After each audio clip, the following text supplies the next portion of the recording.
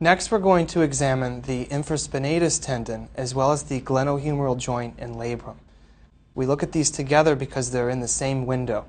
So what I'd like to do is stand behind the patient in this study and use the patient's scapular border as a landmark and follow their scapula across to the acromion that you'll feel. To allow the physician to easily identify the structures, we recommend that you have the patient take their right hand, if we're examining the right shoulder, and reach across to the opposite shoulder. And I place the probe, again facing medially towards the patient, always maintaining contact. What we're able to do with ultrasound, if some of the images appear a bit dark from shadowing, we can adjust with a feature called gain. And there's a control on the bottom of my ultrasound machine that will allow me to brighten the lower aspect of the patient's shoulder. So I'm just going to increase my depth here.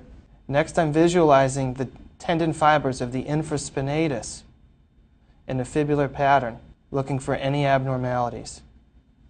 Oftentimes, if I'm suspecting a problem with the infraspinatus tendon, I'll request the patient to externally rotate their arm. So we're going to have you slowly push with your palm up. Just push your arm out against my hand.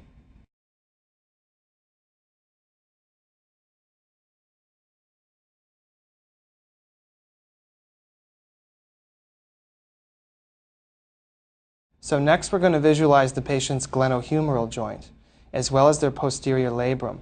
In many patients, we can see their posterior labrum if they have a thin body habitus.